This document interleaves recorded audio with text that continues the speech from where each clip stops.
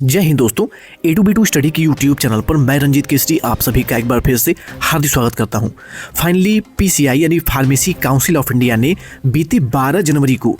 पूरे भारत के ही बच्चों को एक बहुत ही बड़ी खुशखबरी दे डाली। खुशखबरी ये है कि बीते 12 जनवरी को जारी इस नोटिस में PCI यानी फार्मेसी काउंसिल ऑफ इंडिया ने ये बिल्कुल साफ कर दिया कि केवल रेगुलर ही नहीं, ओपन एजुकेशन स्कूल सिस्टम से पढ़ाई करने वाले बच्चे भी डी फार्मा के साथ साथ फार्मासिस्ट बनने के भी योग्य होंगे। और ये ऑफिशियली नोटिस आपको PCI की ऑफिशियली वेबसाइट पर भी देखने को मिल जाएगी। यहाँ पर आप साफ तौर पे देख सकते हैं, eligibility of open school education system of the central government state government institution for admission in pharmacy courses further purpose of registration as a pharmacist under the pharmacy act 1948। यानी इन्होंने बिल्कुल साफ कर दिया है कि फार्मेसी एक्ट 1948 के तहत अभी तक डी फार्मेसी में क्या होता था कि पूरे भारत भर में जितने भी फार्मेसी के कोर्सेज चलते हैं, जिसमें कि डी फार्मा, बी फार्मा और फार्मा डी, ये 3 पर्टिकुलर बेसिक हैं, मेन है।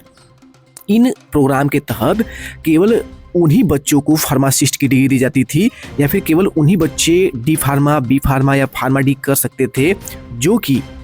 रेगुलर कोर्सेज पे 12th यानी इंटरमीडिएट या फिर हाई स्कूल करके कंप्लीट करे होते थे। लेकिन अब इस नोटिस के अकॉर्डिंग बहुत से बच्चे ये कंफ्यूज थे कि क्या हम ओपन स्कूल एजुकेशन सिस्टम से यानी NIOS से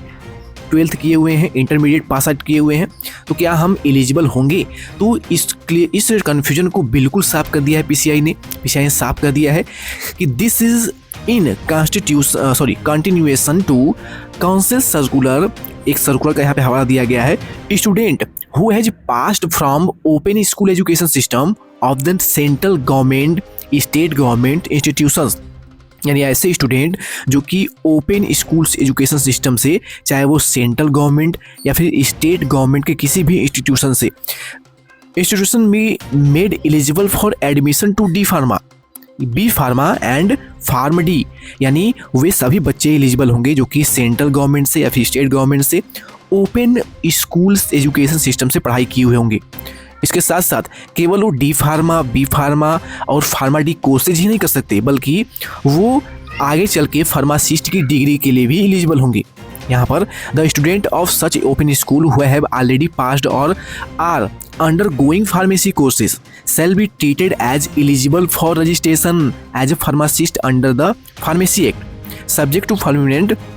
of the other prescribed condition as per Pharmacy Act 1948। यानी यहाँ पे बिल्कुल साफ कर दिया है। यहाँ पे A में आप देख सकते हैं, ये बताया गया है कि जो भी बच्चे ओपन स्कूल एजुकेशन सिस्टम या फिर NIOS से, आपने सेंट्रल बोर्ड से या फिर स्टेट बोर्ड से किसी भी मान्यता प्राप्त,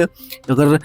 रेगुलर नहीं बल्कि डिस्टेंस लर्निंग से कोई भी इंटरमीडिएट या फिर हाई स्कूल किया हुआ है, क्योंकि डी फार्मेसी के लिए मिनिमम जो क्वालिफिकेशन है वो 12th पास आउट होना अनिवार्य है। तो अगर आपने 12th पास आउट किया है, अगर आप डी फार्मा, बी फार्मा के लिए एलिजिबल अभी तक नहीं थे, तो अब आप 2026 में डी फार्मा भी कर सकते हैं, बी फार्मा भी कर सकते हैं, फार्मा डी का कोर्सेज कर सकते हैं और साथ ही साथ कंप्लीट करने के बाद आप फार्मासिस्ट की डिग्री के लिए पूरी तरह से एलिजिबल भी होंगे।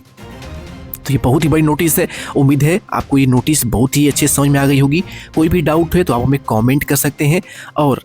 ऐसे ही इन्फॉर्मेटिव अपडेट के लिए चैनल पर पहली बार वीडियो देख रहे होंगे तो चैनल को सब्सक्राइब जरूर कर लीजिएगा। ये बहुत ही अच्छी पहल है PCI के द्वारा, फार्मेसी काउंसिल ऑफ इंडिया के द्वारा, जिससे कि वे सभी बच्चे, पूरे यूपी के जो भी बच्चे हैं वो बिल्कुल एक समान जैसा उनके साथ बर्ताव किया जा रहा है, भेदभाव नहीं किया जा रहा है। वे सभी बच्चे, चाहे वो डिस्टेंस लर्निंग से या फिर रेगुलर बेसिस पे 12th या फिर इंटरमीडिएट कंप्लीट कर चुके हैं, या फिर कुछ बच्चे जो कि डी फार्मेसी या फिर बी फार्मेसी ऑलरेडी कंप्लीट कर चुके हैं डिस्टेंस लर्निंग से, वे अब फार्मासिस्ट की डिग्री के लिए रजिस्ट्रेशन के लिए पूरी तरह से एलिजिबल है।